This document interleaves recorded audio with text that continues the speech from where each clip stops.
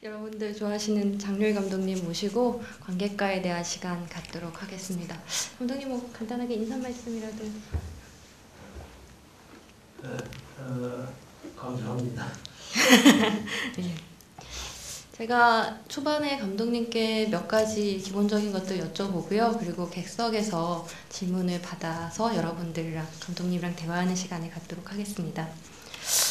아마 이제 영화 지금도 개봉하고 있고 관객과에 대한 시간 되게 많이 가지셨잖아요. 그래서 아마 반복되는 질문일 것 같긴 한데 아주 이제 기본적인 팩트들. 영화를 연출하시게 된 계기는 전주영화제에서 매해 디지털 3인 3색으로 해서 이렇게 단편을 3편 묶는 시리즈가 있는데 작년에 그 이방인이라는 주제로 그 감독님이 참여하시게 된 거잖아요. 그러면서 사실은 처음에 한 40분 정도의 단편을 만드셨고 그거를 확장하셔서 이제 장편으로 만든 게 이 풍경이라는 영화인데 일단 이방인이라는 주제를 딱 들었을 때는 감독님이 되게 좋아하실 주제이고 또 감독님이 제일 잘 하실 것 같은 주제인 것 같다는 느낌은 들었어요. 근데 그게 다큐멘터리로 나오고 또 꿈이라는 이야기로 나오게 될지는 몰랐거든요.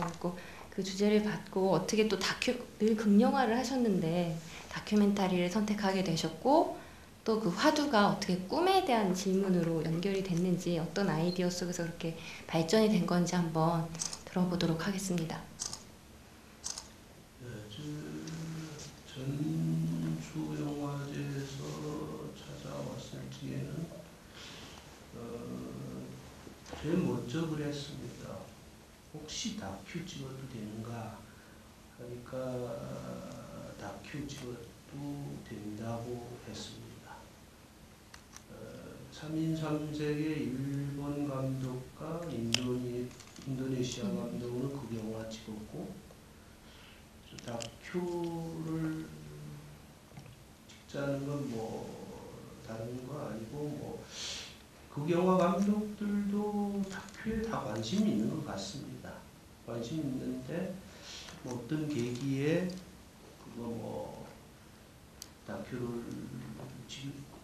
다큐를 찍는 계기가 있었는가 없었는가 그건 것 같고 그래서 다큐 한 번도 못 찍어봤으니까 그리고 다큐 관심 있고 아까 한번 좀 시도해볼 생각 그리고 또 단편이니까 실수해도 큰 실수는 아니겠다 아니면 단편이니까 적어도 완성할 수 있겠다 그런 생각으로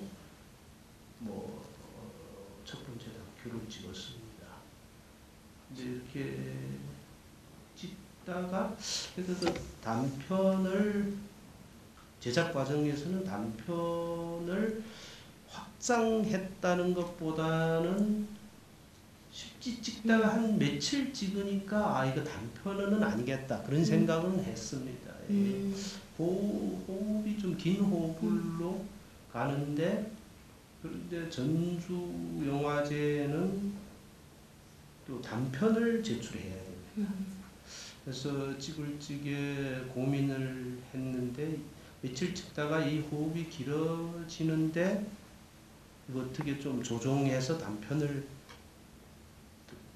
호흡을 조정해서 단편을 만들 그런 생각하지 않은 것은 아니었습니다. 그래서 생각하는데 멈추고 생각할 시간은 없었고 찍으면서 생각하는데 그 호흡이 조절 잘 되지 않았습니다. 그러면 이 식으로 계속 찍고 마지막에 장편만 되고 단편 되지 않을 그런 근심도 했습니다. 그러면 현장에는 좀 그런 정서가 있습니다. 하여튼 찍는 대로 가자. 찍어가지고 마지막에 전주영화제 욕 먹든지 사과하든지 그래서 찍어가지고 근데 그 제출은 단편으로 해야 됩니다. 그래서 편집 과정에서 단편을 편집했는데 좀 마음에 좀 들지 않았습니다. 그래서 저 전주영화제가 이 장편으로 만들어도 되겠는가, 두 개 버전으로 해도 되겠는가. 실제 영화 두 개 버전이라는 건 별 좋은 거는 아니라고 생각합니다. 그래서 뭐 전주영화제에서는 또 되게 뭐 한국말로 통이 크다? 네, 통이 크게 이렇게 괜찮다 뭐 하시라고 그러니까 제 장편 버전도 네, 나왔습니다. 제가 아까 이제 확장이라고 그랬는데 확실히 확장이라는 표현은 아닌 것 같은 게 듣다 보니까 저도 실수했다 싶은 게 편집 구성 자체가 굉장히 많이 달라져 있더라고요. 그러니까 그 3인 3색 버전 엔딩 씬이 이 영화 보면은 영화 시작하고 그 풍경이라는 타이틀 뜰 때 타이틀 시퀀스로 들어와 있기도 하고 그래서 좀 다른 확실히 질이 좀 결이 다른 느낌은 있었던 것 같아요. 근데 이제 꿈 얘기를 하잖아요. 그러니까 한국에 와서 가장 인상적인 꿈은 무엇이었는가? 사실은 그 국내에서 만들어지는 다큐멘터리 영화 중에 이주노동자를 다룬 다큐멘터리가 생각보다 굉장히 많거든요. 극장에서 관객분들을 만날 계기가 별로 없어서 그렇지.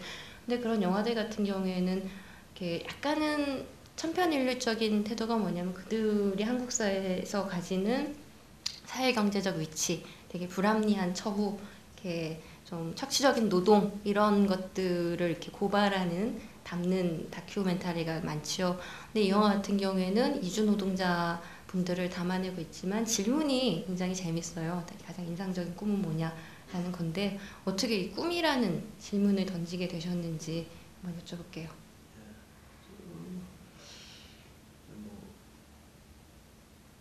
평론가께서도 이제 그런 영화들 많다고 하셨는데 그때 그 이주 노동자들 주로 살고 일하는 공간에서 가서 찾아가서 찍는데 뭐 그쪽 분들이 다큐를 찍는다 하니까 좀 협조를 하지 않았습니다. 이렇게 뭐 얘기도 하지 않, 뭐 카메라를 들고 뭐 하는 뭐 다큐를 찍는다 이 한마디만 나와도 거의 거절했습니다.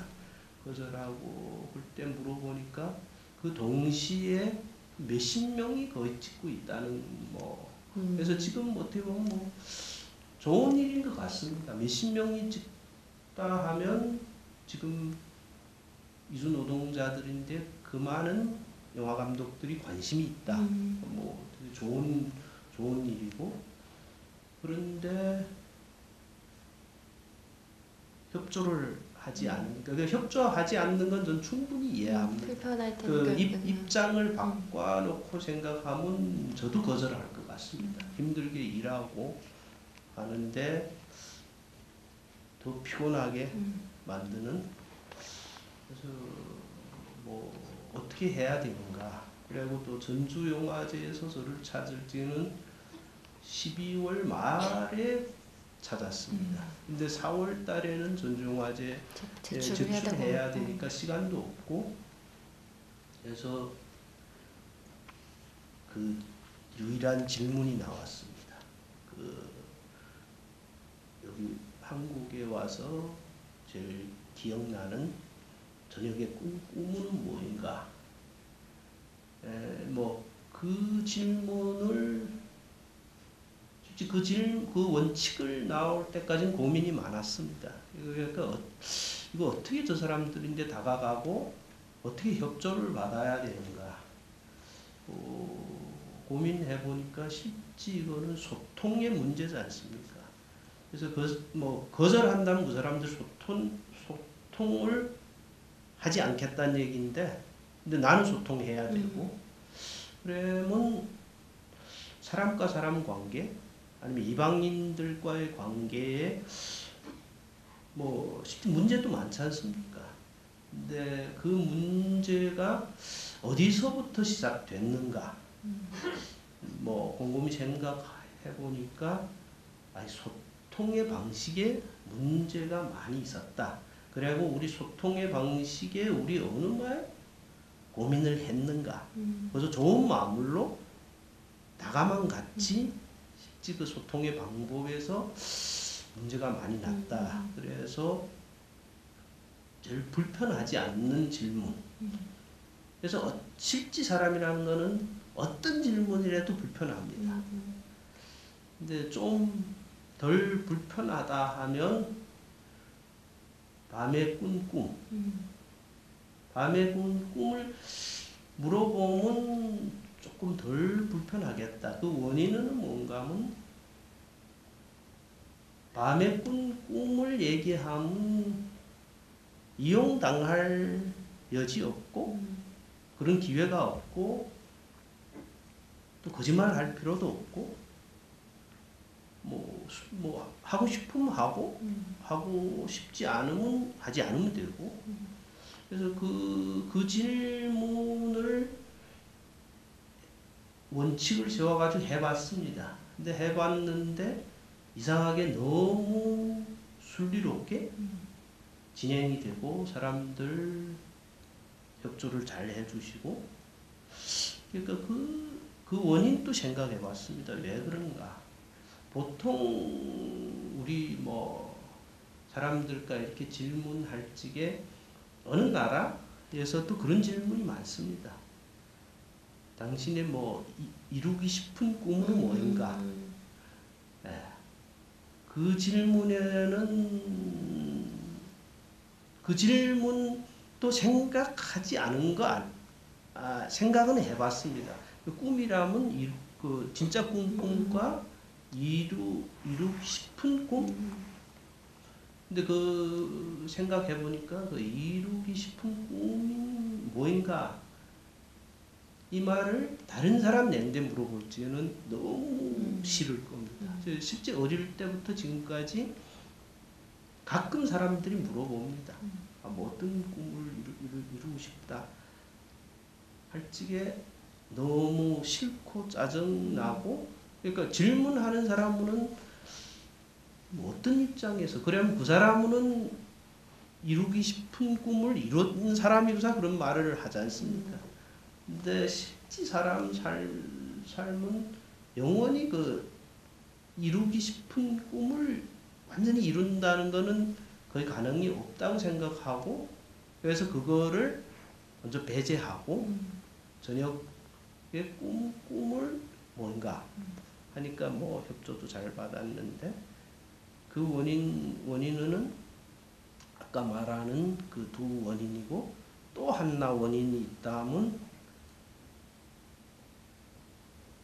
실제 꿈을 얘기하면 어떤 쪽에는 제일 깊숙이 관계 있는 사람들 꿈을 얘기합니다. 근데 누구 와가지고 그 저녁에 꿈 실제 아무 소용없는 꿈을 들어준다는 거는 별 나쁜 일이 아닙니다. 그리고 그 사람들이 소통 방식에서 거절하지 소통하기 싶은 생각은 저쪽과 이쪽은 똑같다고 생각합니다. 그래서 뭐 완성한 것 같습니다. 아까 저도 감독님 뵙자마자 기다리는 동안 제가 요 며칠 동안 꿨던 꿈들을 줄줄이 괜히 읊었는데 살짝 민망하기도 하네요. 갑자기. 보면은 꿈들을 얘기하는데 공통점이 있어요. 그 노동자들이 얘기하는 게 다 가족, 다 이렇게 타지에서 경제적인 상황 때문에 힘든 노동을 하면서 계속 꾸는 꿈 얘기는 결국에는 어머니 얘기, 식구들 둘러앉아서 밥 먹는 얘기, 이제 간혹 자기의 불안이나 공포에 관한 얘기, 뭐 그런 게 되게 좀 슬프기도 하고 이렇게 처연하기도 하고 여러 가지 느낌들이 들긴 하더라고요. 근데 그게 조금 더 뒤로 미루고 이것과 관련해서 감독님이 되게 중요한 말씀하셨는데 관계, 감독님과 그 대상과의 관계. 그 이제 영화에서 드러내는 방식은 촬영하고 이제 편집의 방식으로 구체적으로 드러나는데 일단 촬영의 원칙 같은 거 한번 여쭤보고 싶어요. 그러니까 제가 영화 처음 볼 때 되게 다큐멘터리, 이주노동자에 관한 다큐멘터리들이 약간 경직된 자세로 그들을 객관적으로 기록하겠다 이런 태도들이 많다 보니까 그런 영화를 보다가 감독님 영화 보면은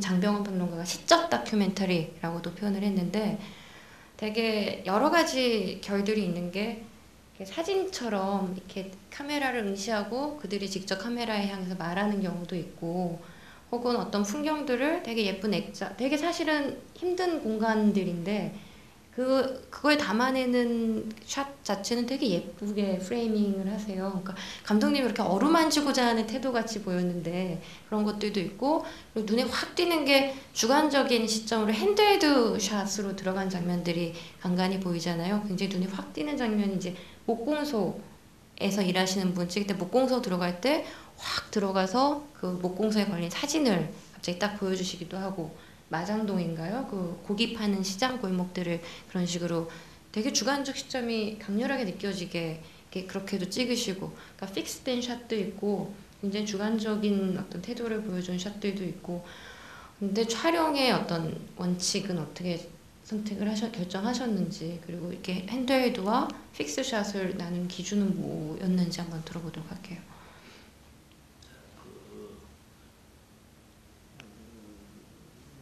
촬영의 원칙이라면 뭐 처음에 그 촬영 감독인데 이제 뭐 요구한 거는 일단 우리 그 사람들 일하는데 불편하게는 하지 말자. 일하시는데 방해되지 말자. 방해되지 말자. 이런 거는 그거는 뭐 촬영 감독인데만 요구한 거 아니고, 이번 이 영화는 거기에 그 인터뷰한 사람들, 옆에 노동하는 사람들, 그 공장의 사장들, 주변 사람들 동의를 다 받았습니다. 그 중에 한 사람이라도 동의하지 않으면 우리는 가는 걸로. 그렇게 그건 쉽지. 그 현장에 가 찍어보면 그런 게 나옵니다. 뭔가 하면 영화보다 그 사람들이 노동과 그 사람들 삶이 훨씬 중요하지 않습니까? 그런데 다큐 찍어보니까 그런 욕심은 생깁니다. 막 좀 들어가가지고 어떻게 파내고. 그런데 거기 가서 그 사람들 노동하는 장면, 생활하는 모습 볼 적에는 그렇게 못하겠던, 그렇게 못하고. 그래서 그 동의를 받는 것과 카메라의 원칙도 쉽지는 거기에서 나온 겁니다. 거기서 나오고, 그래서 그래도 조금 거리를 두고 그 사람들 일하는데 절대 방해 주지 말고. 근데 그렇게 거리를 좀 두고 고정해서 찍을 적에 이상하게 그럴수록 또 저희 감정이 또 흔들립니다. 흔들리고 부르고. 그러면 그거는 어떻게 표현해야 되는가. 그러면 그 목공소, 그리고 목공을 가르치는 거기에도 다 이렇게, 그리고 마장동 이렇게 들어가는데, 마장동 외에는 그 다른 그거는 빈 공간. 그 사람들 일 다 하고 끝나고 아니면 하기 전에 그 협조를 받아가지고 우리 한번 찍겠다. 그러면 하나는 저희 감정이고 하나는 또 그 사람들이, 원래 공간이라는 거는 들어가기 전에는 빈 공간이지 않습니까? 그럼 그 사람들 호흡과 그 사람들 리듬을 내가 이게 한번 같이 해보자. 나도 뭐 출근하는 것처럼 한번 들어가 보자. 들어가면 처음에 들어가면 어떤 공간인가. 그거 있고, 그 마장동은 비어 있을지 없지 않습니까? 네, 계속 하고 하니까 거기에서는 거기에 또 그 주변의 분들 그 동의를 받고 카메라를 들고 들어갔습니다. 왜냐하면 거기 그 마장동 그 공간이라는 거는 그 영화 안에 나온 것처럼, 또 여기 뭐 마장동 잘 아시는 분들도 많겠지만, 그 집 이상하게 그 그 공간 실제 큰 그 한국말로 뭐 해야 되는가? 지붕? 시장이 큰 지붕 있어도 어디 가나 그 방 안에 들어가도 길 같아. 그런 감을 받았습니다. 그래서 그 사람들 일할지에도 내 보기에는 계속 이 사람들 길에서 왔다 갔다 하는 그런 감. 그래서 그렇게 거기에도 그렇게 였고 뭐 그런 것 같습니다. 그러니까 그 시점들이 되게 공간 체험적인 느낌? 사태를 그냥 악장면들은 이렇게 되게 관조하거나 관찰하는 느낌이 되게 강한데 뒤에서 핸드헬드로 그 공간 안으로 쑥 카메라가 들어가면 이렇게 공간을 체험하고 있는 느낌을 관객에게 되게 강하게 전달을 하더라고요. 그 의지 같은 게 감독님이 어떻게 의도하신 걸까 궁금했는데 그 부분 말씀해 주신 것 같고 그래서 마지막 장면이 제일 인상적이긴 하죠. 그 엔딩이 그러니까 그 골목, 그 번화한 상점들 있는 거리에서 막 질주하잖아요. 되게 헉헉거리면서 소리까지 다 넣어서 질주하다가 마지막에 골목 이렇게 뭐라 그럴까 풍경이 이렇게 썩 좋은 골목은 아닌 거죠. 이렇게 황폐하게 보이는 골목들 쭉 달려 들어가서 바닥으로 확 주저앉는가 싶더니 이렇게 누워서 하늘을 보잖아요. 그 엔딩을 설정하게 된 의도, 연출 의도 같은 거를 굳이 제가 여쭤본다면 이것과 관련해서 이제 제가 궁금했던 게 제가 이제 전주에서 3인 3색 봤을 때 엔딩은 아까 여러분들이 보셨던 이 영화의 타이틀 시퀀스거든요. 안개가 낀 그 대로를 쭉 차가 달리는 그러니까 저는 그 3인 3색 볼 때도 그 엔딩이 되게 좋긴 좋았었어요. 그러니까 결국에 이주 노동자들 와서 노동을 하지만 정박하지 못하고 떠나야 되니까 그 떠나는 풍경이고 한국 사회가 이렇게 신기루처럼 이렇게 보이는 게 되게 잘 맞는다고 생각을 했는데 여기서는 그게 이제 전면에 떠나는 분이 나오고 타이틀 시퀀스로 그 장면이 나오고 엔딩에서 골목에 질주하는 장면으로 가니까 어떻게 그런 배치를 선택을 하셨는지 더불어서 물론 이제 좀 긴 질문이 되겠지만 그래서 그 단편 버전보다는 편집의 호흡과 이렇게 리듬이 많이 달라졌거든요. 그리고 이번 장편 하시면서 편집의 리듬의 원칙이랄까 그건 어떤 거였는지 같이 여쭤볼게요.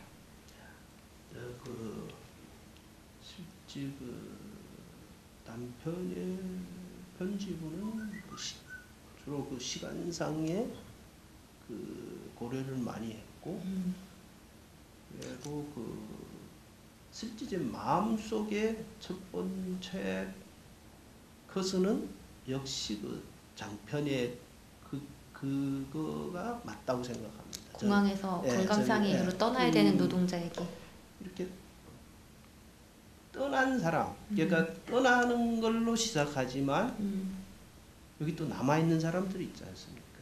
그리고 그 떠난 사람들 제 그 컷을 찍으면서 그런 감을 많이 받았습니다. 처음에 그 친구를 찍고 그 공항에서만 시간이 있다. 몸 아파서 돌아가는데 공항에만 시간이 있다. 우리 차로 그래 모시겠다. 그러니까 그래 우리 차에 앉아서 인천공항까지 가서 인터뷰를 하고 떠나고 이렇게 돌아오는데 그래서 실제 그 돌아오는 장면이 그거 무슨 대교래요?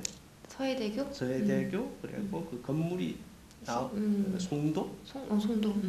근데 이렇게 돌아오는데 처음에는 그 친구를 인터뷰를 하고 돌아오는데 갑자기 내 옆에 있던 사람 지금 갔는데 그 사람 내 옆에 계속 있는 것 같아요.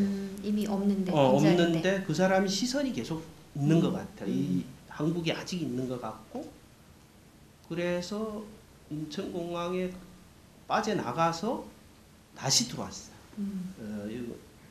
그 친구 시선으로 우리 그 친구 시선이라고 하고 카메라를 대자. 그래서 다시 들어오는 거. 그래서 사람은 그런 것 같아요. 이렇게 떠난 사람인데 떠나도 그 사람의 시선은 남아있다. 그리고 그 시선을 우리 기억해주면 그 사람 어느 날에는 돌아올 거다. 근데 뭐 영화 개봉하고 며칠 후인가 좋은 소식을 들었습니다. 그 친구 건강을 또 다시 찾아가지고 한국에 다시 들어오고 뭐 좋은 직업도 다시 오셔서 다시 왔다. 일하시는. 그래서 그 떠나는 사람 떠났지만 그 사람 시선에는 아직 있다. 그리고 뭐 한국은 뭐 거의 단일 민족 사회지 않습니까? 그런데 지금 뭐 외국 노동자들 여기 와서 일하고 이방인들 일하고 생활하고 점점 많아질 겁니다. 많아지고 저는 다시 완전히 단일 민족으로 돌아가기는 어렵다고 생각합니다. 요즘 뭐 결혼도 많이 하고 뭐 여기에서 뭐 이렇게 또 다민족 사회가 점점 될 것 같습니다. 그래서 뭐 돌아온다고 생각해야 되고 그 사람들도 있다고 또 현실에 또 있고 그래서 그 처음에 그 감정 그 편집을 제일 앞에다 놓은 것도 그거는 저희 그 감정은 맞고 그 마지막에다 놓으면 너무 쓸쓸하지 않습니까? 간 사람은 돌아오지 않고 떠남으로 끝나는. 예. 거기에 저희 감정이 좀 들어갔고 마지막 시는 찍을 적에도 그렇고 편집할 적에도 그렇고 고민을 제일 많이 했습니다. 그거를 마지막까지 어떻게 해야 되는가. 그것을 편집에서 빼버리면 뭐 영화적으로 말하면 좀 더 깔끔하다. 뭐 다른 그러니까 더 오해를 좀 주지 않은 그런 거 많습니다. 그런데 왜서 굳이 그거를 꼭 편집에다 였는가 하니까 이제 계속 극영화 찍었는데 극영화를 찍으면 이제 마지막 장면을 없애버릴 겁니다. 그런데 다큐라는 거는 찍으면서 어떻게 예를 들면 좋을까? 그 아까 제 말한 것처럼 그 영화보다 그 사람들 삶이 더 중요하다. 어떻게 보면 만드는 것보다 나의 감정이 어떤지 더 중요하다. 그런 생각 납니다. 그래서 어떻게 보면 거리를 두고 참고 그 사람들인데 최선으로 어떻게 피해를 부담 주지 않고 찍는 방식을 했는데 실제 마음은 끓고 있어. 그 사람들도 묵묵히 일하고 있는데 마음은 뛰는 것 같아. 그래서 그 호흡을 같이 한번 해보는 거 어떻게 했는가 해가지고 강남역부터 시작해가지고 몇 개 공간을 해가지고 마지막에 그렇게 끝난 것 같습니다. 그 장면 볼 때 망종 엔딩 씬이랑 흡사하다고 생각을 했거든. 비슷한 것처럼 느껴졌거든요. 그 망종 감독님 초기작 중에 왜 그 여주인공인 순이가 아들을 잃고 맨 마지막 장면이 이렇게 거의 넋나간 사람처럼 막 질주하듯이 뛰어가면 뒤에서 카메라가 핸드헤드로 쫙 쫓아가잖아요. 순이가 무슨 언덕 같은데 살짝 넘을 때 관객의 느낌 입장에서는 순이의 삶이 너무 척박하니까 저길 넘으면 뭔가 좀 신기루 같은 게 있어주길 하고 이렇게 그 언덕을 딱 넘어서 내려다보면 카메라가 딱 보이는 게 또 역시 황폐한 이렇게 풍경 같은 게 있었잖아요. 근데 여기서도 사실은 그 느낌이 좀 있더라고요. 그러니까 막 질주하는 게 어떤 쾌감이라기보다는 저기 진짜 숨가쁘게 막 미친 듯이 뛰는데 여전히 힘들고 좀 불안하기도 하고 쫓기는 것 같기도 하고 그러다가 이렇게 하늘이 탁 보는 그 순간이 이렇게 영화의 전체적인 그 노동자들의 심리 상태 뭐 이런 느낌 같다는 생각이 좀 들었고요. 아까 이제 여쭙던 질문 중에 편집의 원칙 같은 거를 어떻게 결정하셨는지 이 질문을 드리는 이유는 중간중간에 그 노동자들의 얘기, 그들의 일상을 포착하는 장면들 사이사이에 되게 그러니까 장병 평론가가 얘기하는 뭐 시적인 이미지들 같은 게 삽입이 돼요. 코끼리도 나오고 말도 나오고 그러니까 이를테면 제주도에 한 번도 못 가본 사람이 제주도를 가는 꿈을 꿨다. 그러면은 실제로 감독님이 카메라로 제주도를 가는 비행기를 타시고 제주도를 상징하는 말을 다 보여주시기도 하고 그다음에 목공소에서 일하는 사람의 풍경을 딱 보여주신 다음에 카메라가 이렇게 빠져서 보면은 그 목공소 창문에 코끼리 그림 있는 거 보셨어요? 코끼리 그림이 있고 그 다음에 실제로 이렇게 코끼리 한 마리가 이렇게 풀을 뜯어먹는 장면이 또 나오기도 하고 이런 것들이 저는 감독님의 그런 인터뷰를 하는 그 노동자들에 대한 영화적인 응답의 샷처럼 보였거든요. 그 꿈이라는 게 거창하게 말하면 불안도 투영이 되지만 몇몇 사람들이 얘기했던 것처럼 자기 소망하는 가족들이랑 재회하거나 여행 가거나 뭐 차를 사고 싶거나 뭐 이런 소망에 대한 이미지이기도 한데 그거를 영화의 편집으로 탁탁탁 이렇게 맞춰주신 듯한 느낌이 있었거든요. 그래서 편집의 원칙은 어떤 것이었는지. 그래서 그런 샷들을 찍을 때마다 스태프들이 좀 불안했습니다. 스태프들 왜 찍나요? 이번 스태프들은 낮에 강의하는 학생들 데리고 찍었는데 학생들은 질문이 많지 않습니까? 그런데 실제는 그거 이렇게 감독이 찍을 적에는 딱 계산해서 하는 건 아닙니다. 정설로 하는데 이렇게 우리 찍을 때 질문 하나밖에 없지 않습니까? 그 꿈 얘기인데 그 꿈들을 듣고 그 사람들의 노동의 현장 생활하는 모습을 보고 거기에 이렇게 감정이 들어가면 저도 꿈꿉니다. 백일몽 이렇게 그 사람들 인터뷰를 하고 뭐 준비하고 생각하는 시간에 저도 이게 현실인가 비현실인가 좀 이게 구분이 되지 않아요. 구분이 되지 않고 그런 그림들이 나옵니다. 그림들이 나오는데 그 그림들은 뭐 백일몽이라도 내 혼자 백일몽 아니고 그 사람들 꿈을 듣고 그 사람들 현실을 보고 백일몽을 하니까 꼭 관계가 됩니다. 연계가 되는데 그 안에 뭐 예를 들면 그 코끼리 장면도 방글라데시의 그 친구 한 15년 뭐 여기에서 일을 하고 하는데 그 공간에 유리창에 그 코끼리 그림이 있었습니다. 뭐 방글라데시에는 뭐 그 코끼리는 뭐 신 같은 존재. 근데 사람은 어떤 공간에 어떤 그림을 그려놓는다, 어떤 사진을 걸어놓는다 할 적에는 꼭 그 사람의 감정과 관계됩니다. 어떻게 보면 뭐 감정의 투영이 되죠. 그래서 이 친구 코끼리를 정말 생각하고 그리워한다. 15년 못 봤으니까. 뭐 더 나아가서 말하면 뭐 그 고향을 그렇게 그립다. 그런 건 것 같습니다. 그래서 뭐 이래 찍다가 그 인터뷰하고 그 친구 노동하는 그 한국 사람들인데 목공을 가르치는 그거를 찍다가 저 눈길이 계속 그 코끼리인데 갔어요. 코끼리 가는데 이상하게 이 사람이 코끼리를 생각한다, 그리워한다, 그 감정을 생각하는데 좀 더 들어가 보니까 그 코끼리를 계속 보니까 무슨 생각 나는가?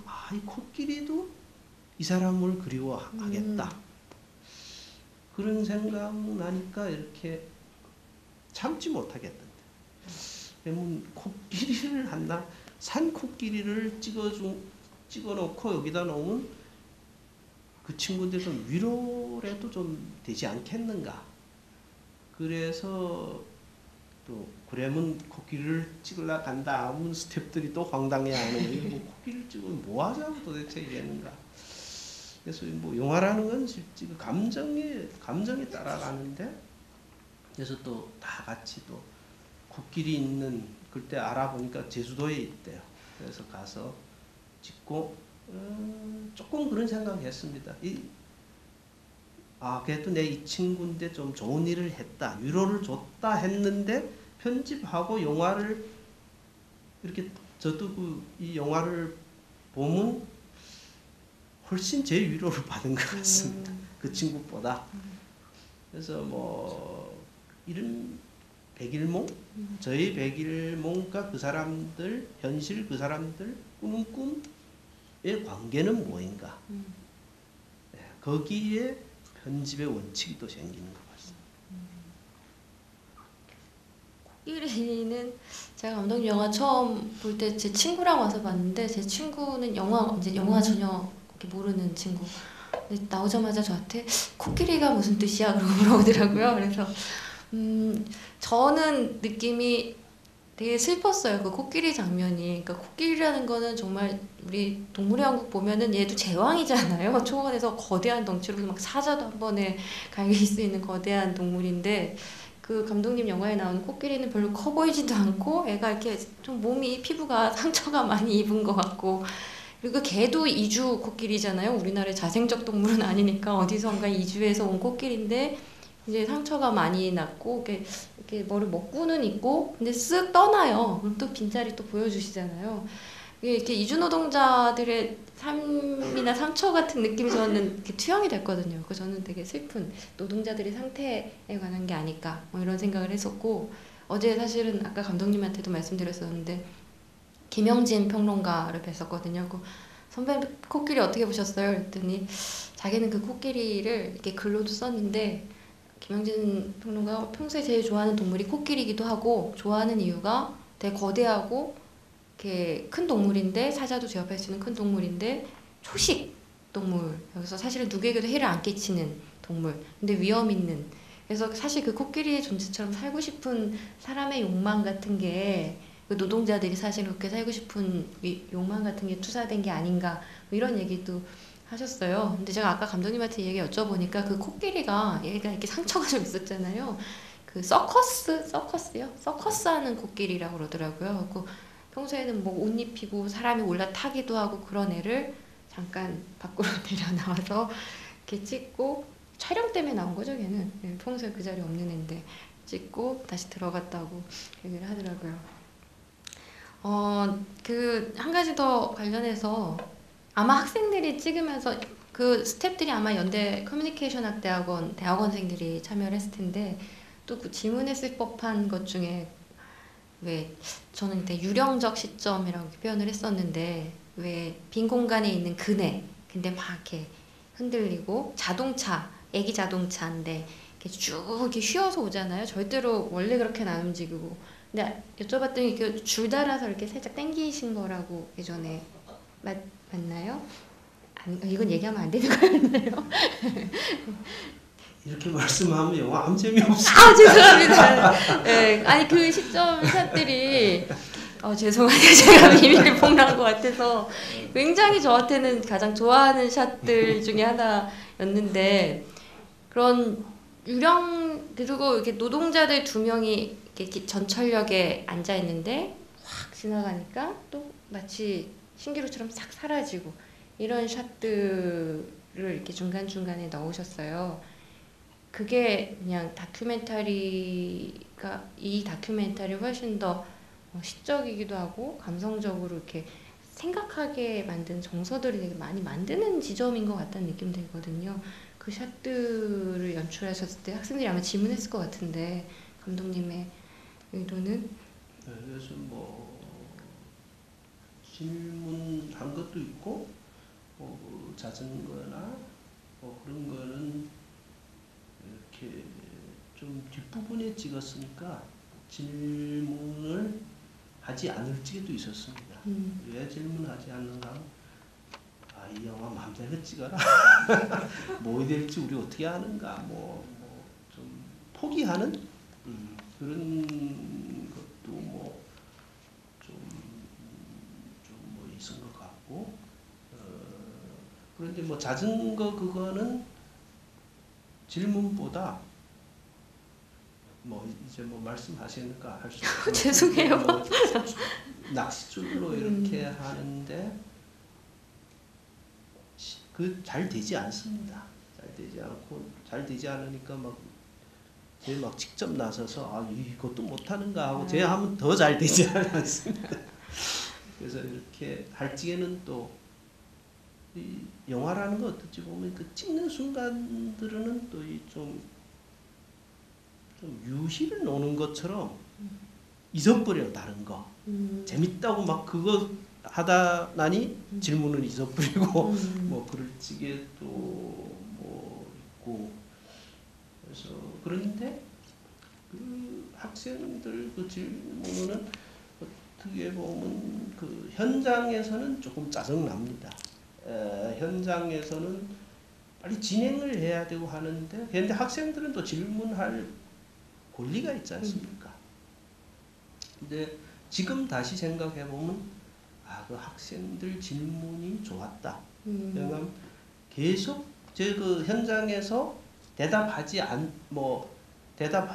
일이 바빠서 대답하지 않을 적도 있고 또 실지 나도 몰라서 대답하지 않는 건 그래도 질문이란 건 한 번 들어오면 생각하게 마련.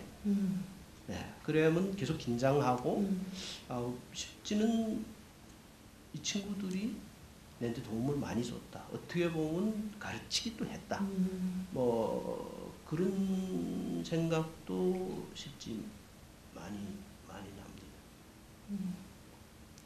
그런 장면들은 영화에 이렇게 그러니까 이 영화가 감독님한테 되게 중요한 키워드 중에 하나는 그러니까 풍경도 풍경인데 그 풍경을 바라보는 시선에 관한 영화인 것 같기도 해요. 그 노동자들에게 대답을 듣고 있지만 그 대답을 내가 어떻게 해석하고 또 어떻게 응답하는가를 아까 그런 장면들이나 이렇게 편집의 원칙으로 그들을 좀 어루만지는 듯한 느낌이 좀 있었던 것 같습니다.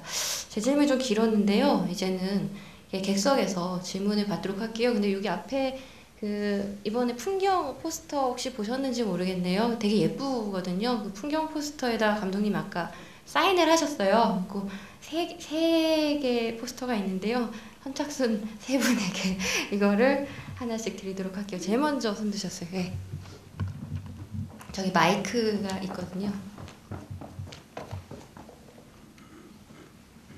질문은 제일 마지막에 드릴 거고요. 먼저 몇 가지 말씀으로 시작을 해보겠습니다. 해마다 2월 14일은 안중근 열사 사형 선고일로 추모되는 날이었으면 하고요. 그리고 오늘 이렇게 소중하고 행복한 자리를 마련해 주신 한 영화들과 함께해 주신 감독님, 총괄관님, 그리고 이 자리를 함께해 주신 관람 여러분들께 감사의 말씀을 드리고요. 풍경은 제게 있어서는 그 마음이라는 화목에 감동의 너배를 영원히 간직할 작품으로 와닿고요. 그리고 이 영화에서 보면은 그 송홍문이라는 같은 경우는 그 꿈에 대한 질문에 대해서 그 사진관 소녀의 소녀 경찰이 되는 그런 어떤 미래의 모습이 그런 꿈에 대해서 있고요. 그리고 그 목공소에서 그 하는 그 열렸던 마음 같은 경우는 그 우리나라가 또 자라면서 이제 꿈을 보통 저희들은 이제 꿈을 꿨다고 하지만 거기서 제가 좀 캐치한 부분 꿈을 보았다고 저는 표현을 썼어요. 꿈을 보았다. 네, 그게 저도 와닿고 너무나도 보면은 좀 마음이 상당히 아련했던 부분은 너무나도 그 어떤 미래 뭐가 되겠다는 그거보다는 그 어젯밤의 꿈 너무나도 현실적이고 그런 가족과 그런 그 대부분이 그런 내용들이었어요. 송홍이를 나눠주고 그리고 이제 질문을 이제 좀 길어서 질문을 드리겠습니다. 감독님이 작품을 만드시면서 이게 꾸신 그 밤에 이제 꾸신 꿈들도 있을 거고요. 그리고 앞으로의 감독님의 어떤 꿈에 대해서 좀 듣고 싶습니다. 너의 꿈이 뭐냐라는 질문을 받을 되게 힘들다고 아까 말씀을 하셨는데 다시 굳이 한번 물어봐 주셨습니다. 네. 그 사진관의 그 소녀는 뭐 자기 질문한 거 아니고 사진사 아저씨가 아저씨 되게 친절한 분이십니다. 평소에 그렇습니다. 네, 평소에 뭐 누구 와도 다 그쪽에 또 와 사진 찍는 사람들 다 저 이주 노동자들 와서 사진 찍고 뭐 그런 공간인데 그 아저씨 평소에도 뭐 이런 미래의 꿈에 대해서 많이 그 이주 노동자들인데도 많이 뭐 물어보신 것 같고 저희들은 그저 카메라만 냈고 우린 그저 여기서 조용히 찍겠다. 우린데도 뭐 그런 질문을 좀 해요. 그분이 되게 친절하시게 질문하시고 또 마지막에 꼭 하나님 좀 믿어주십시오 하고 뭐 되게 또 좋으신 분입니다. 근데 그 장면도 실제 영화에 보면 그 다른 인터뷰가 다르지 않습니까? 거기에는 그 아저씨가 평소에 같이 이렇게 뭐 얘기하는 거 우리 찍었는데 뭐 어떻게 보면 다른 인터뷰가 다른데 이 영화 안에다 열 수 있는가? 근데 그 공간이 너무 좋았습니다. 그 공간이 좋았고 어떻게 보면 요즘 이 한국만 아니고 지금 뭐 어느 나라에나 지금 사진관 그 공간이 지금 많이 변했습니다. 요즘 사람들 사진관에 가지 않습니다. 가지 않고 그런데 그 이수 노동자들 많은 그쪽의 사진관들은 아직까지 옛날에 사진관 그런 감정이 아직 흐릅니다. 너무 좋아가지고 그리고 또 우리 그 밖에서 제일 춤을 찌게 찍었습니다. 거기만 제일 따뜻했습니다. 거기 들어가서 나오기 싫던데 그래서 뭐 계속 찍고 뭐 그렇게 하고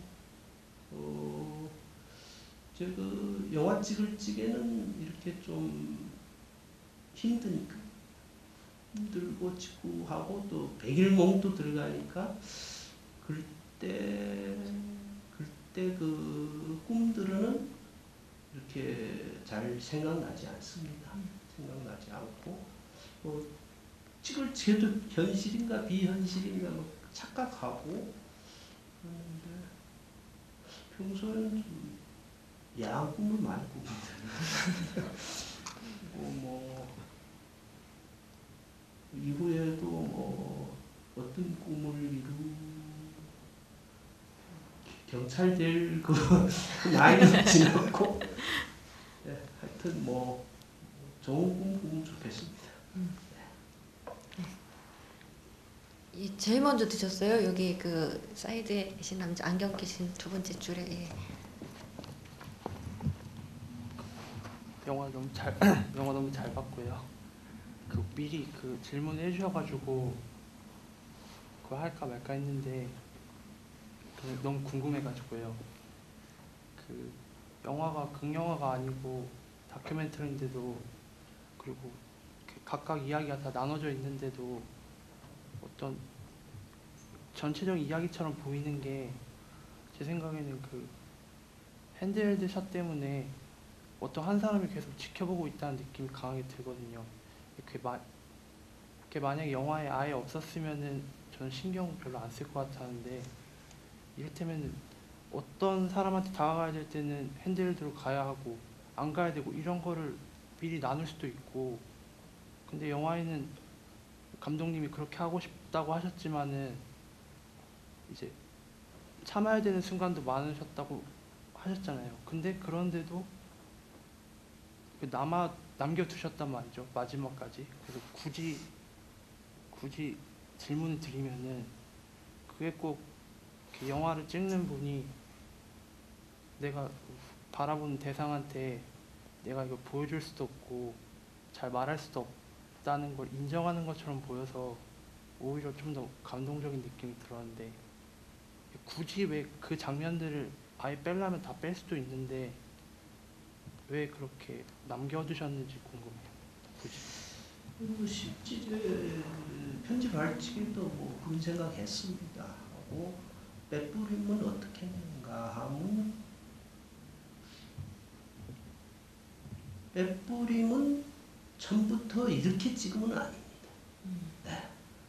그러면 다른 다큐 형식으로 찍어야 되는데 어떻게 보면 그런 연기하는 장면이 거의 다 현실과 비현실, 그러니까 이 백일몽 같은 거기 그 순간순간 그런 게 계속 왔습니다.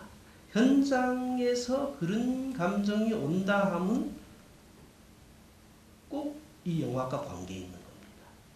그러면 보통 뭐 감독마다 다르겠지만 현장에서 계속 오는 감정들은 이제 거의 포기를 하지 않습니다. 근데 이게 맞는가 맞지 않는가는 모릅니다.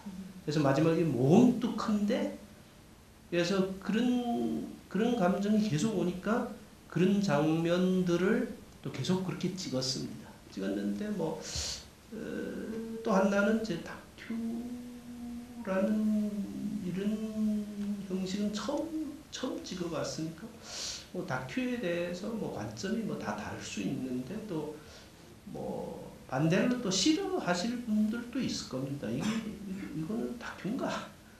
실제 저는 어떻게 생각하는가 하면 그 영화나 다큐나 실제는 다 연출입니다. 연출이 다 안에 있습니다.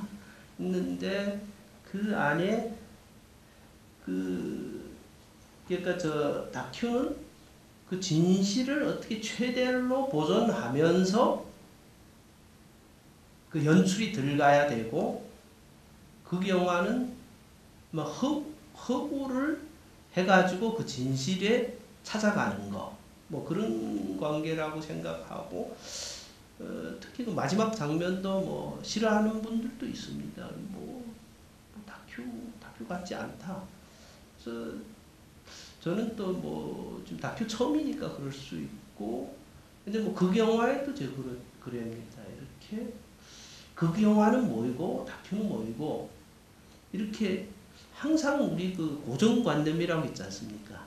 그 안에 벗어나가지 않자 하고 실제 그게 문제가 많은 것 같습니다. 좀 열어놓고 이럴 수도 있고 저럴 수도 있고 그래서 뭐 저도 이번에 좀 뭐 감정만 따라갔고 마지막에 판단은 뭐 관객분들이 해주셔야 되고 좀 또 시간이 지나고 뭐 또 다시 영화를 볼지는 저도 또 뭐 생각이 또 다를 수 있고 그런데 그런 부분을 그래도 뭐 좋아하신다니까 고맙습니다.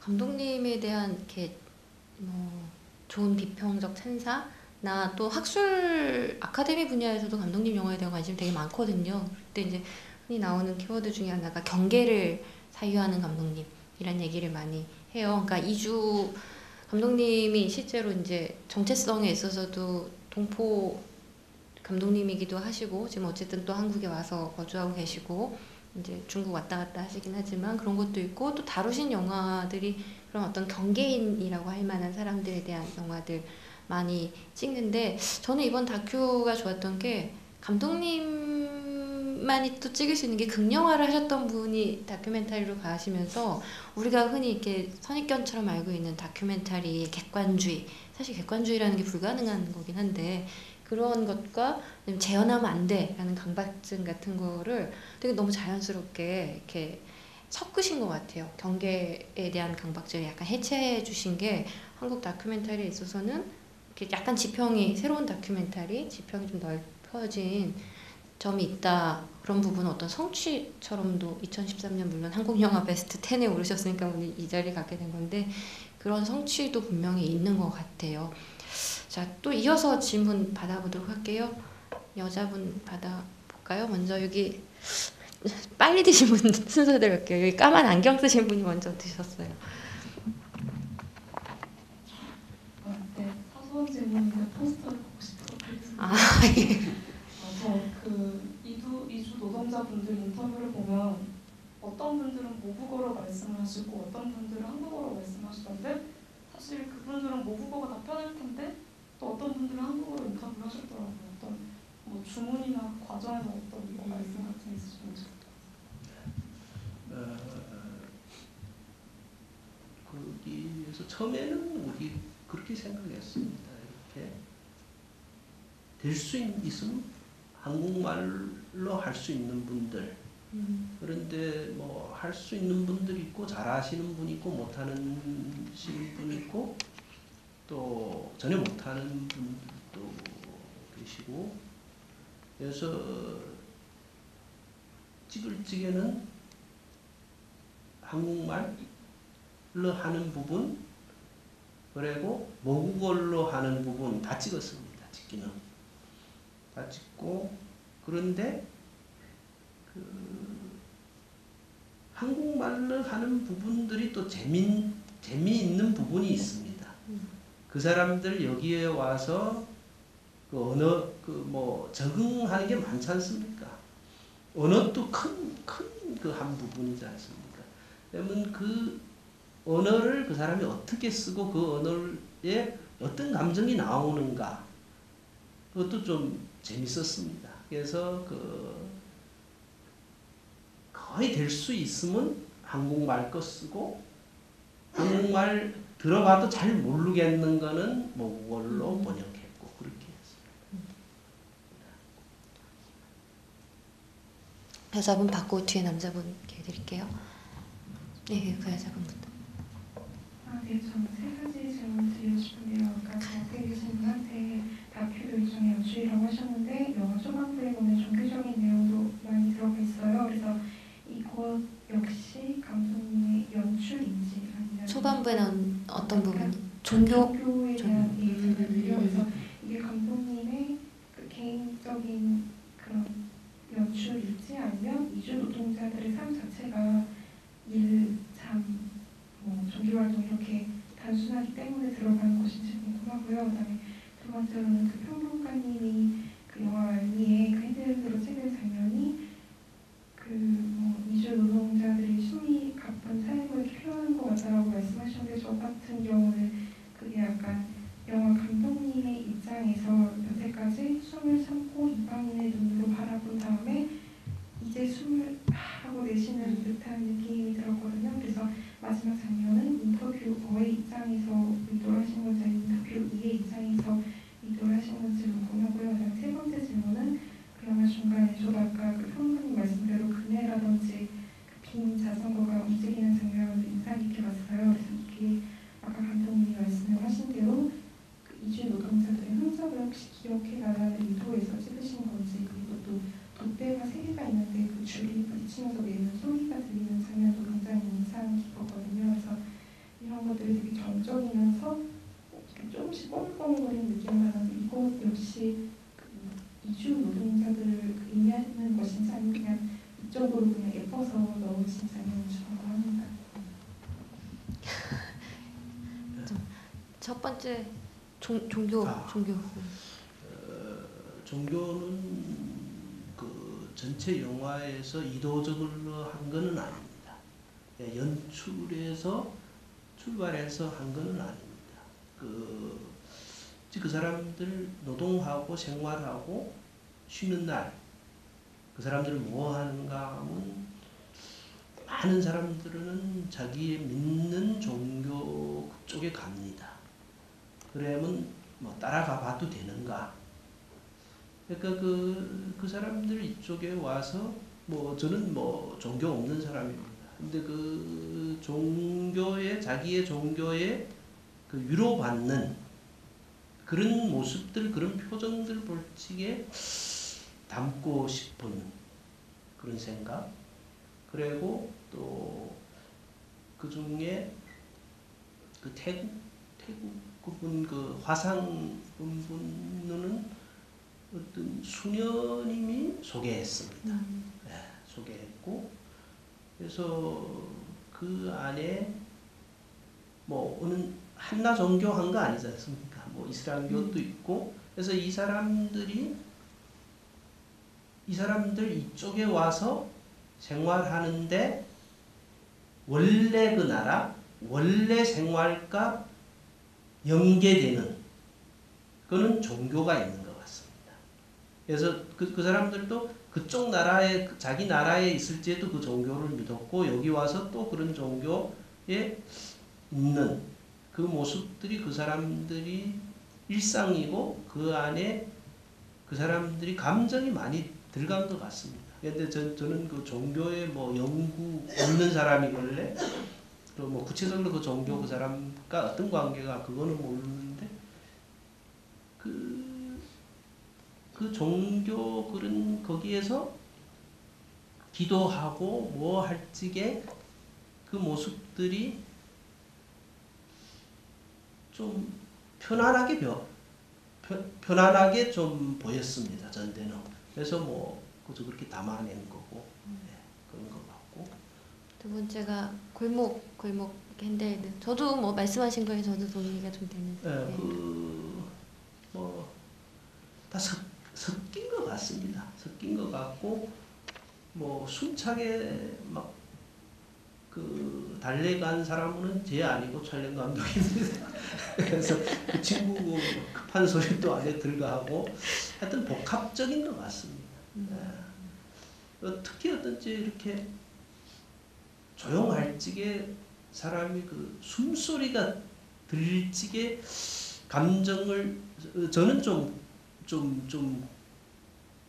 그런 면이 있습니다. 조용할 적에 뭐 숨소리 들을 적에 좀 감정이 좀 뭐 가는가 그런 거 있고 뭐 어떤지 좀 긴장할 적에도 있고 뭐 엘리베이터 탈 적에 어떤 사람 숨을 이렇게 세게 쉬는 사람이 있지 않습니까? 엘리베이터에 탔는데 두 사람인데 그 사람 숨이 막 이럴 적에 좀 당황할 적도 있고 하여튼 이렇게 영화 찍을 적에는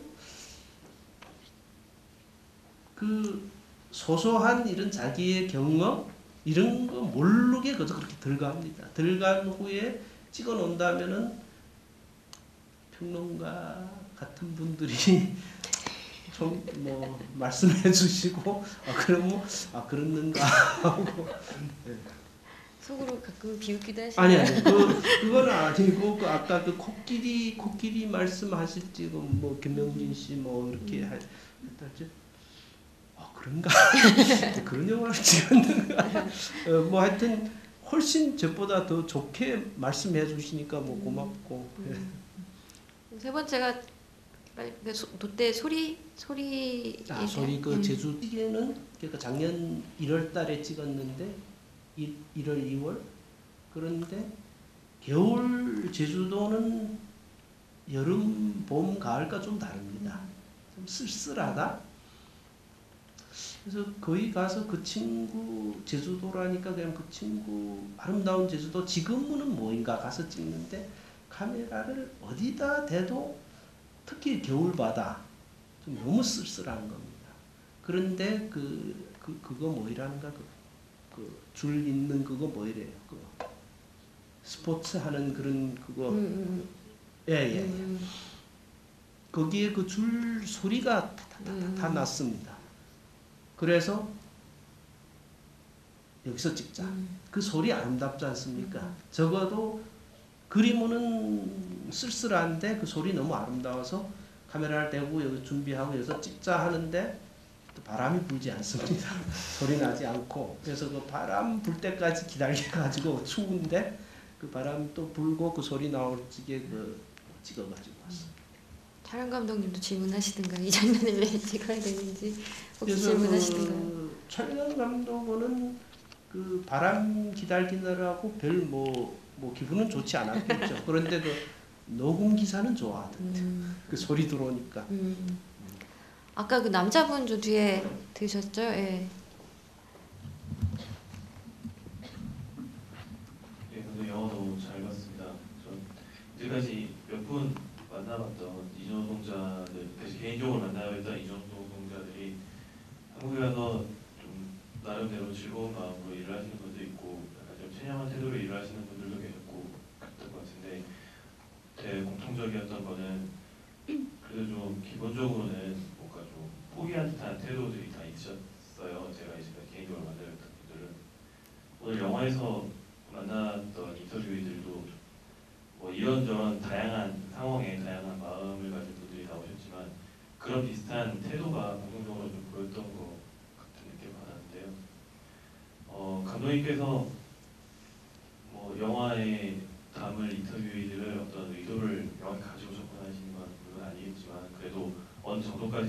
기대하신 선이 있을 텐데 가장 예상과 달랐던 혹은 뭐 기대 이상의 뭐를 해줬던 기대와 다른 뭐를 얘기해줬던 인터뷰인은 누구였는지 그런 기억이 있으신지가 궁금하고요.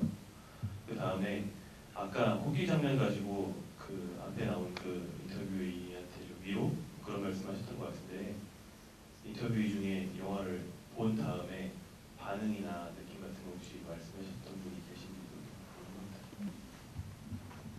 가장 인상적인 대답, 꿈에 대한 대답을 했던 노동자분이 어떤 거였느냐라는.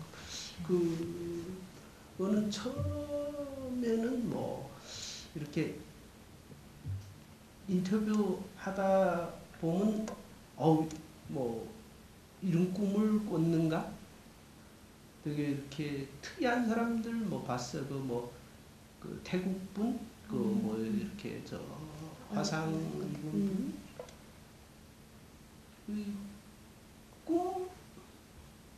꿈꾸고 그 이튿날에 똑같은 일을 당했지 않습니까? 꿈이라는 건 그런 것도 있고 또는 현실에 그 뭐 코끼리 그 사람이면 뭐 또 이렇게 현실에 나타나는 일이 꿈에 들어오는, 그러니까 이 다 다른 것 같습니다. 그러니까 마지막에 영화를 다 찍고 편집하고 하니까 이상하게 보는 사람이 인상이 더 깊다. 그게 없어졌습니다.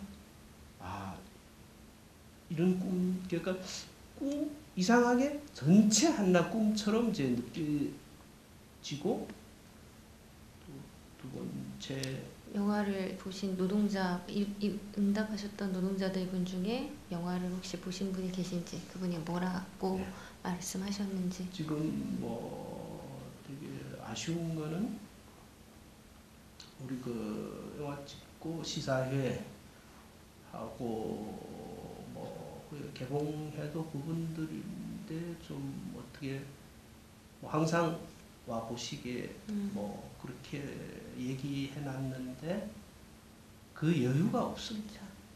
일하시고 뭐 하고 전혀 그저 근데 뭐 꿈 얘기를 한번 했는데 그 사람들은 별로 그렇게 생각하지 않고, 그래서 지금 뭐 유일한 방법은 이제 DVD 나오면 뭐 같이 좀 보고, 그러니까 지금 현실이 이렇습니다. 이렇게 뭐 영화와 볼 그런 여유가 없는 분들이 어느 때 뭐 같이 정말 볼 수 있으면 좋겠습니다. 아시겠지만 또 영화가 안타깝게 너무 제한적인 상영을 하다 보니까 더욱 또 여기 굳이 그 일하는 일터 공간에 떠나서 보는 그런 게 여유가 전혀 없는 조건들을 살고 계시는 것 같아요. 시간이 되게 많이 가서요. 혹시 마지막으로 이 질문 꼭 받고 싶다. 뒤에서 좀 받을게요. 뒤에 계신 남자분. 네.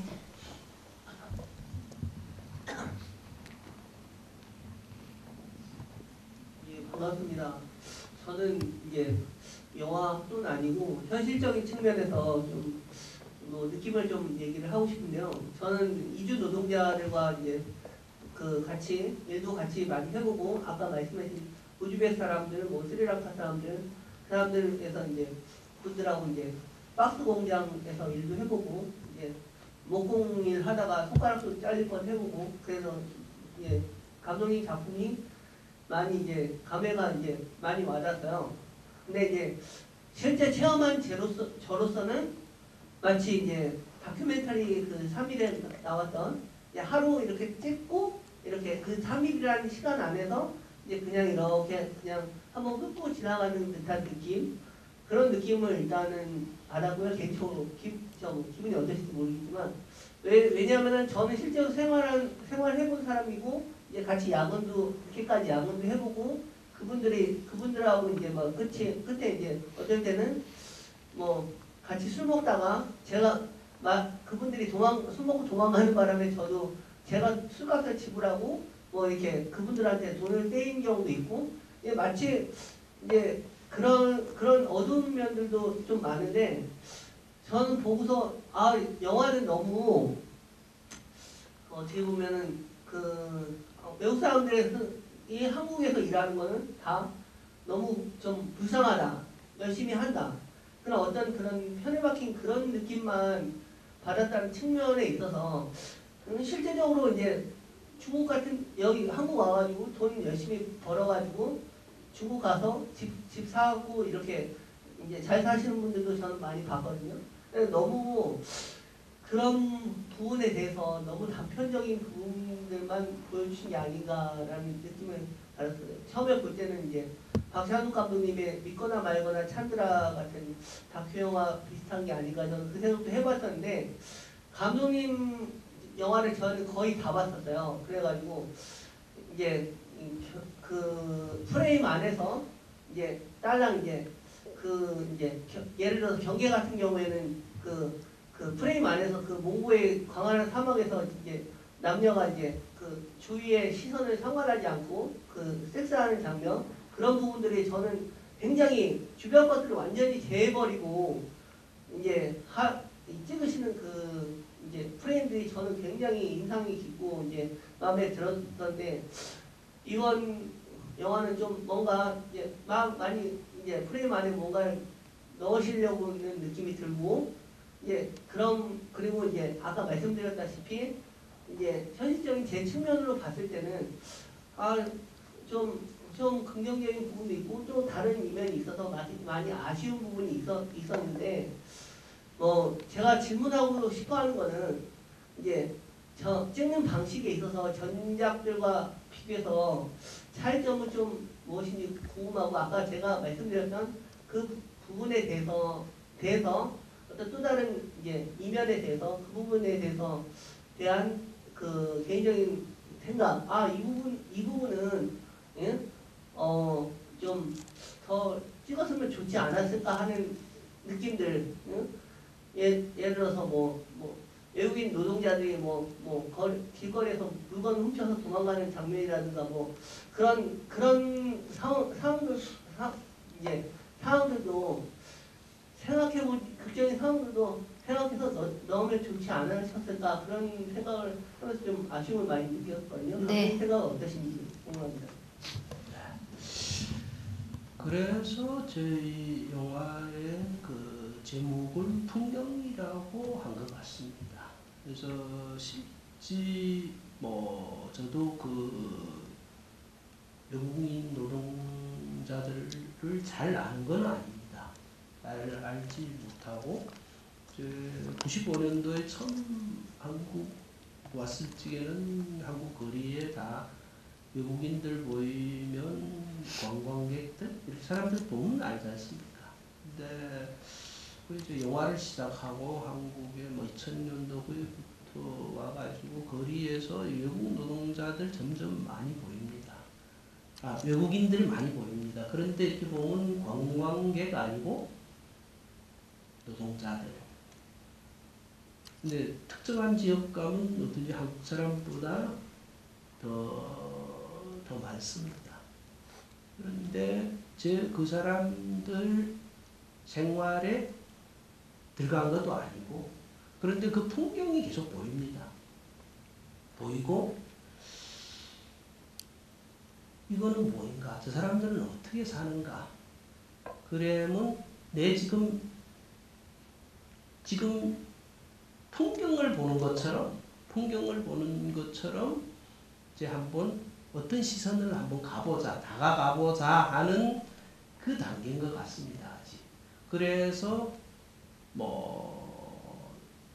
저희 다큐가 전혀 다른 다큐들 더 많습니다. 외국 노동자들 어떻게 힘들게 일하고 아니면 어려운 부분 그런 다큐들 찍는 분들도 많으시니까 그런 다큐도 있고 근데 저처럼 이런 풍경처럼 한번 들어가보고 저 사람들 내면 세계가 어떻는가 그런 마음. 그런데 솔직히 말하면 그 풍경들이 아직 우리 주류 사회 사람들과 얘기해보고 말하면 특히 영화를 본다음에도 그럽니다. 저런 풍경을 본 것 같은데 너무 낯설다. 그러니까 이 낯선 거는 뭔가? 그러면 아직 주류 사회과 이방인들 외국 노동자들 그 관계가 아주 많이 낯설다는 얘기입니다. 그런 시점에서 어떻게 우리 바라보는가, 뭐 그런 마음으로 한번 이제 시도해본 거고, 그리고 그 사람들인데, 그러니까 제 다큐 찍을 적에 그런 원칙을 몇 개 세우고 뭐 파고들겠다 그런 생각은 하지 않았습니다. 하지 않고, 근데 풍경을 어떻게 바라본다는 것도 어떤 느낌은 올 겁니다. 오고 그 파고 들어가자는 그런 다큐는 아니고, 특히 아까 말씀하신 대로 뭐 외국 노동자가 뭐 훔치는 그런 장면도 들어가면 좋겠다. 그런데 기다릴 수 없지 않습니까?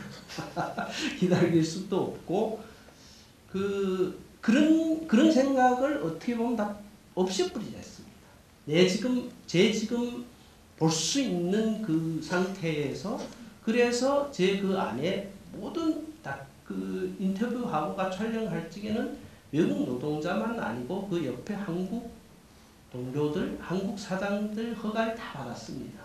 그래서 또 그 반대로 다른 분들은 왜서 그 한국 사장이 착취하는 것을 왜서 찍지 않았는가, 그런 말씀하시는 분들도 있습니다. 그래서 뭐 저는 뭐 이런 시선도 있고 저런 시선도 있고, 이런 뭐 사람이 성향과 관계되는 것 같습니다. 그러니까 어떤 사람은 어떤 영화를 찍고, 그래서 뭐 저의 지금 현실인 것 같습니다. 뭐 그런 다양한 이면들을 뭐 탐사보도 다큐멘터리나 이런 데서라면 뭐 충분히 조명될 수 있는 건데, 이 영화는 감독님이 그들의 풍경, 그들의 꿈, 이 질문을 던지고 대답을 듣는 그 시선의 영화였던 거고, 그 결에 집중하는 게 중요했던 것 같습니다. 이 시간이 좀 많이 길어져서요, 지금 정리를 해야 될 것 같습니다. 오늘 아마 영화 잘 보셨을 것 같고요. 감독님 워낙 말씀 잘 해주셔서 좋은 경험들 되셨으리라고 생각됩니다. 여기 감독님, 여기까지 와주신 우리 감독님께도 박수 쳐드리고요. 또 긴 시간 지켜주신 여러분들께도 감사 말씀드리겠습니다. 감사합니다. 감사합니다. 수고하셨습니다.